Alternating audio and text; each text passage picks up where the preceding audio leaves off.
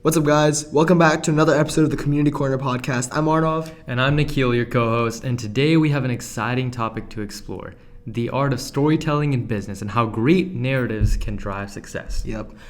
Stories have been a part of human culture since time immemorial. And in this episode, we're going to dive deep into the incredible power of storytelling in the business world and basically examine how narratives create powerful connections between brands and their customers. For sure. So to kick things off here, let's dive into why storytelling is even such a game changer in the branding and marketing aspects. Yeah, so stories have such an innate ability to engage and resonate with people on an emotional level. And so while businesses can harness this power, they can convey values, purpose, and vision in a way that leaves a lasting impact on customers. And it's all about making a brand memorable and relatable. I don't know if you heard of the three things: ethos, locos, and pathos, and it's a way to appeal to a customer or a consumer.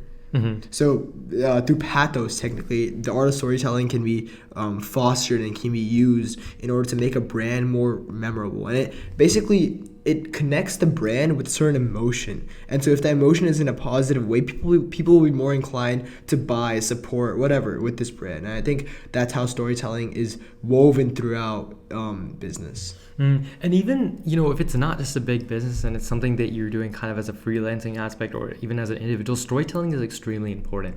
One of the best examples I like to give people was, a month or two back, I attended this, basically a business symposium event, and there was a guest speaker there, and she was one of the, most prominent, I guess you can call it, real estate agents in the DFW area. And she had a very unique story in that when she was a kid, her parents basically were divorced, and her father, who was taking care of her at the time, couldn't really afford for the house. And one day she came home on the bus and literally saw all of her belongings outside on the grass. And that was a very, I guess, poor moment for her in terms of, her mental stability, right? And so now that she's actually a real estate agent, she is able to tell the story to other people, and she's able to engage with them a lot more because a lot of times she understands what her clients are going through whenever they're going through a situation like that and they need help. Mm-hmm.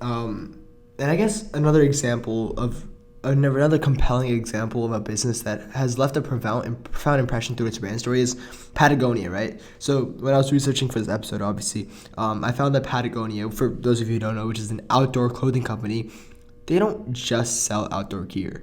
They sell the story of environmental activism and a deep love for the outdoors. And so people who have a very deep connection with this image, they will indulge in the product, right? Their commitment to sustainability and social responsibility became a part of their narrative. And as a result, customers not only bought their products, but also felt like they were supporting a cause they believed in. And so it wasn't just about buying the product that the consumer, buying the product for the face value of it. It was for the emotional pathos appeal to it. And I think that's so important on how businesses attack that emotional side of the consumer in order to boost sales, promote growth, and just have that overall company image. Yeah. I know what you guys are probably thinking. You're like, okay, well, I don't really have this grandiose story to tell. I didn't really have anything extraordinary happen to me when I'm little, but that's totally okay. Everyone has their own unique narrative that they can tell. And it's kind of just an art form in and of itself. It's just about how you can create and craft that story and how you can tell it. And so what's kind of the secret sauce behind that, Arnav? Yeah, so crafting a compelling brand story starts with introspection.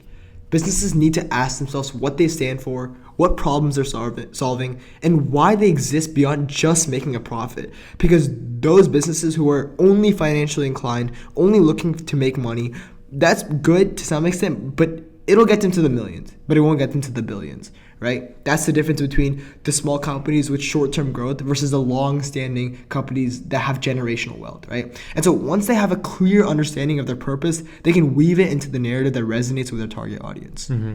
I think a great example of this is actually Apple. So in the early 2000s, they were struggling to actually stay relevant, but they transformed their narrative by focusing on design, innovation, and the concept of thinking differently. Now, if you think about this, there's actually a lot of times where Apple has taken a different route than the traditional norm in the tech industry, right? They came up with the iPhone, which was obviously revolutionary, and I know there's some statistic out there that like I think 60%-ish of their sales are now iPhones. And now if you think about that, that all resulted from that initial decision to be unique, and that was essentially a part of their brand image and they're part of their storytelling. I think I have a really cool example of this, right? So I'm not very proud of the statistic, but I think there was some study that went around that around 82% of consumers that buy the iPhone keep the iPhone case, right? And I'm guilty of this, of being a part of the pro side of this.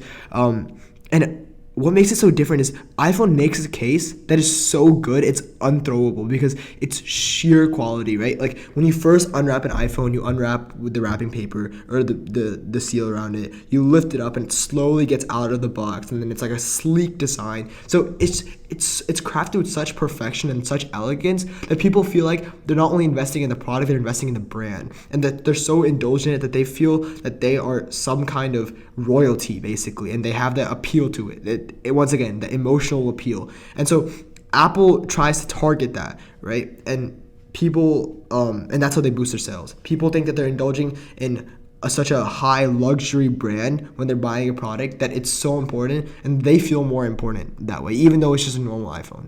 Right. I think it's like, to sum it up in like 3 words, it's the experience, not the product. 100%. And it's also about challenging the status quo. They basically had this shift that ignited a passion of community of Apple enthusiasts. Mm-hmm. They're hardcore diehard fans basically. Mm-hmm.